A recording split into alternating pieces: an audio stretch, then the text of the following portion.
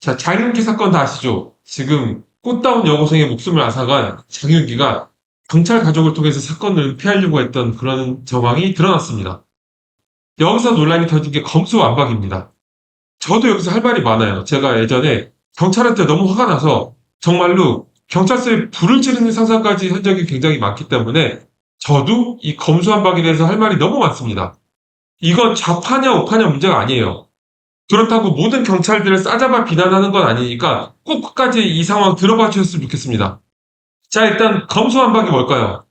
검수완박은 검찰 수사권 완전 박탈의 줄임말이에요. 정확히는 검찰의 직접 수사권을 대폭 축소하고 수사와 기소를 분리하자는 검찰개혁 정책을 얘기하는 거죠. 사실 2021년에도 이런 조정이 있었는데 그 전까지만 해도 수사 종결권은 검찰에게 무조건 있었어요. 그래서 경찰이 수사를 할 수는 있지만 혹시라도 은폐를 하고 싶거나 자기네들 마음대로 결정을 내리지 못하고 사건을 원칙적으로 검찰에 모두 송치해야 됐죠. 그러니까 어디 시골 마을에서 범죄가 일어났어. 근데 경찰서장이 그 시골 동네에서는 깡촌이니까 갑이야. 그래서 사건을 은폐하고 싶어도 일단은 무조건 검찰로 넘겨야 됐기 때문에 자기 마음대로 할 수가 없었죠. 사실상 어디 깡촌 시골 가면 동네 경찰이 갑이에요. 그런데 자기네들 마음대로 못하게 됐던 거야. 법 절차가 그러니까. 그런데 이미 2021년에 검경 수사권 조정으로 경찰의 1차 수사권 종결이 생겼죠. 경찰이 혐의 없음, 죄가 안 됨, 공소권 없음 이런 판단이 들면은 검찰에 보내지 않고 불송치 결정으로 자체 종결할 수 있게 됐어요. 사건을 은폐하고 싶으면 경찰이 얼마든지 은폐할 수 있게끔 시스템적인 방어가 완전히 사라져버린 거죠. 그런데 여기서 또 하겠다는 거야. 여기서 대체 뭘 더 한다는 걸까요? 검찰이라는 조직 자체를 없앤다는 거잖아요. 자, 여러분, 그렇다면 어떻게 될까요? 제가 계속 힌트를 드렸지만, 어떤 세상이 될까요? 검찰이, 정치 검찰이라든지, 뭐, 정권이나, 뭐, 그런, 이제, 국민들하고는 상관없는 세상에서 여러 가지 이슈나 문제가 된 적은 분명히 있지만, 대체 검찰이 일반 국민의 억울한 일을 만든 일이 대체 뭐가 있어요? 길 가다가 여러분들 검찰 때문에 뭐 불합리하거나, 검찰 때문에 국민의 어떤 권리가 침해되고 억울한 일 당한 적 있어요? 오히려 그 반대 아니에요? 보통은 경찰 때문에 그런 일이 생기지 않나요? 그런데 경찰을 견제할 기구 자체가 없어져 버리는 거야. 저 또한 완벽하게 제가 피해자였던 폭행치상 사건에서 가해자의 친한 형이 모 경찰서장이어가지고 정말 분통이 터졌던 일이 있습니다. 검찰이란 조직이 존재했기 때문에 검찰에서는 공정과 상식으로 처리를 해줬던 적이 있어요. 만약에 검수완박이 된 시스템이었다면 저는 제가 완벽한 피해자였음에도 불구하고 경찰이 저를 가해자로 만들었거나 그 사람을 무죄로 만들었을 거예요. 장담할 수 있습니다. 그때 태도를 보면은. 제가 그 상황 설명해 드릴게요. 그런데 그 전에 지금 더 큰 이슈가 있죠. 기사를 보시면은 부산 돌려차기 사건 피해자. 굉장히 안타까운 분이죠. 기분 좋은 날이었대. 기분 좋게 집에 돌아가다가 사실 말도 안 되는 일을 겪으셨죠. 그런데 그때 사실 검찰의 보안 수사를 통해서 본인의 억울함을 풀 수가 있었어요. 단순 묻지마 폭행으로 끝날 뻔한 사건인데 검찰에서 보안 수사를 통해서 공소 사실을 강간 살인 미수로 변경해 준 거예요. 심지어 경찰의 초동 수사가 부실했다면서 법원에서도 피해자분의 국가배상까지 인정해 줬어요. 이 사안에서 만약에 검찰이란 시스템이 없고 검수완박이 됐었다면은 이분은 굉장히 억울하게 사건이 종결됐을 거예요. 여러분, 전국에 이런 게 한두 건이겠습니까? 지금 시스템에서도 이런 현실인데 검찰의 보안 수사 기능까지 사라지고 경찰이 마음대로 사건을 끝낼 수 있으면은 범죄 피해자들은 대체 어디서 이런 억울함을 풀 수 있겠어요. 특히 이제 경찰 가족, 친척, 지인들이 얽힌 사건이라면은 이게 어떻게 돌아갈까요? 시골 깡촌 같은 곳은 경찰하고 얽힌 사람이 가해자면 사람 죽여도 넘어갈 수도 있을 정도의 상황이 될 수도 있어요. 물론 경찰분들이 다 일을 열심히 하시지만 제가 느낀 경찰 시스템의 굉장히 큰 문제점은 경찰 가족이나 지인이 얽힌 일에는 맹목적으로 서로 협조해주는 것 같아요. 약간 내가 경찰로 고생하니까 이 정도는 서로 간에 이제 끈끈한 복지라고 생각이 드는 정도 수준이거든요. 서로 모르는 사이여도 어떻게든 도움을 줘요. 그런데 여러분, 전국에 경찰이 몇 명이고 경찰 가족, 지인, 친척이 몇 명입니까? 여러분들이 억울한 일을 당했는데 그런 사람들이 가해자라고 생각해봐요. 물론 인간적으로는 이해가 돼요. 제가 경찰이어도 제가 가까운 사람이 얽힌 사건이라면 은폐하거나 축소하거나 종결시키고 싶겠죠. 인간적으로는 이해가 갑니다. 그렇기 때문에 시스템으로 통제를 해야 되는 거예요. 그래서 검찰이 경찰을 견제할 수 있도록 수사 권한이 있어야 된다는 거죠. 사람의 마음으로 안 되는 부분을 시스템으로 통제를 해야 되는 거잖아요. 제가 겪었던 사건이 뭐냐면 제가 20대 때 동네에서 자전거를 타고 가다가 어떤 술 취한 90대 아저씨가 저한테 시비를 거는 거예요. 저는 그냥 지나가려고 했어요. 그런데 이제 뭐가 그렇게 화가 났는지 때리는 거예요. 야, 술 취해서 이렇게 길에서 아무나 때리는 사람 가만 놔두면 안 돼. 라는 생각으로 철저하게 이렇게 방어만 하면서 경찰이 올 때까지 기다렸어요. 금요일 밤 10시쯤이었어요. 사람이 얼마나 많겠어요. 증인도 많고, 목격자도 많고, 막 발로 차고 때리는 걸 방어만 했거든요. 그랬더니 어떤 지나가는 아주머니가 그 아저씨한테 따지는 거예요.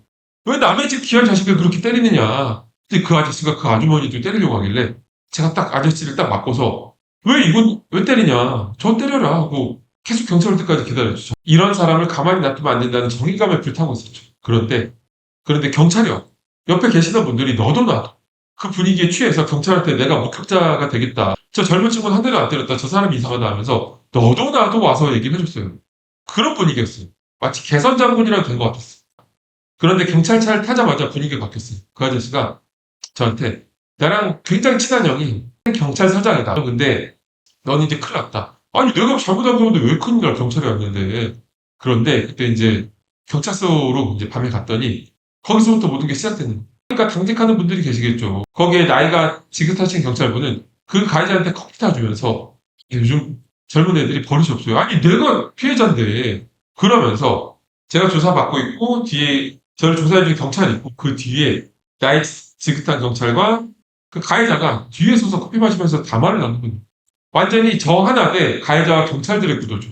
그런데 거기 어떤 여경분이 한 분 있었는데 이미 연락을 받았는지 제가 오자마자 쓱 빠져나가더니 제가 볼 때는 그분이 저를 치주하던 사람한테 전화를 해가지고 저를 겁박해야 되는데 어쨌든 분위기를 험악하게 만들어야 되잖아. 그래서 전화가 오자마자 저를 치주하던 분이 전화로 막 소리를 지르는 거야.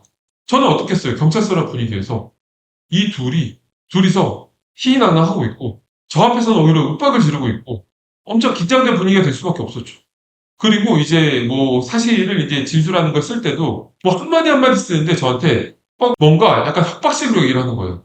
정확하게 얘기 맞냐면서 눈을 부릅뜨고 이렇게 윽박질 너무 화가 났어요. 정말 경찰서 오기 전까지 제가 피해자였는데 경찰서 오니까 제가 가해자 같은 분위기가 돼버린 거야. 심지어 그 가해자 아저씨가 먼저 나가면서 잘해봐라 이러면서 놀리면서 가는 거예요.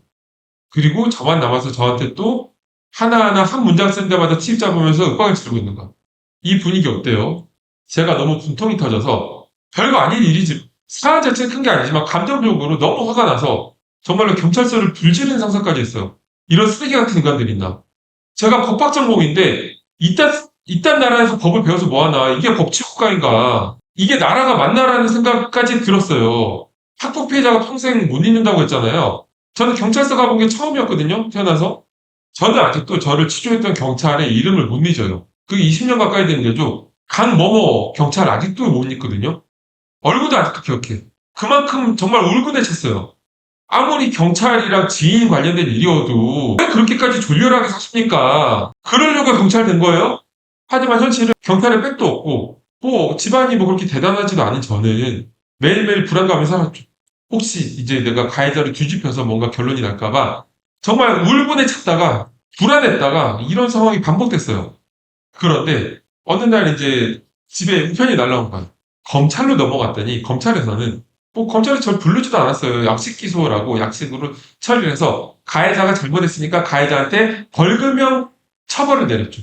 자, 이게 검찰입니다. 검찰은 이런 일반 서민의 문제들은 법대로 공정하게 처리할 기관이고 그렇게 처리 안 할 이유도 없는 기관이에요. 이런 검찰청을 해체하면 대체 세상이 어떻게 돌아가겠습니까? 경찰 가족, 경찰 친척, 경찰 지인 있는 사람들한테 사기를 당하거나 협박을 당하거나 폭행을 당하면 아무런 죄도 못 묻고 울분만 터지는 세상이 될 거예요. 만약에 저 시대에 이미 검수완박이 되었더라면 저는 제가 가해자로 됐을 수도 있고 그렇게 증인이 맞고 명백해도 그 사람이 무죄나 혐의 없음으로 끝났을 수도 있어요.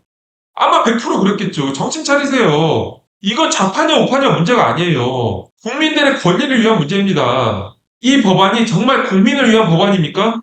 이 법안을 국민을 위한 법안이라고 제안한 이 미친 정치인들도 정신 좀 차리세요 좀. 왜 이렇게 뻔뻔해 사람들이. 아니잖아. 국민을 위해서 한 거 아니잖아 니네들. 자기들 마음대로 나라를 주무르고 싶은데 검찰 눈치 보기 싫어서 만든 법이잖아요. 지금 좌파든 우파든 이 법안은 네 편 내 편 하면서 판단할 사안이 아니에요. 우리 국민들 삶에 직접적으로 연결된 부분이라고요. 제발 정신 차리고 눈을 뜨고 자유국가, 민주국가, 공정한 법치국가 지킬 수 있으면 좋겠습니다.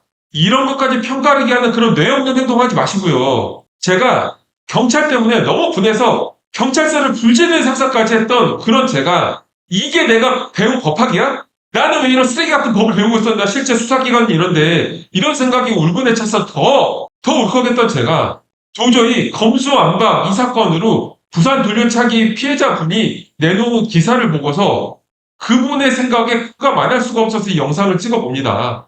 검수 안 받고 다가올 세상이 너무 두렵고 얼마나 황당한 세상이 될까? 옛날 일제시대 때 일본 축사들 마냥 그런 무소불위의 권력을 휘두를 경찰들이 너무 무서워서 영상을 남겨봅니다.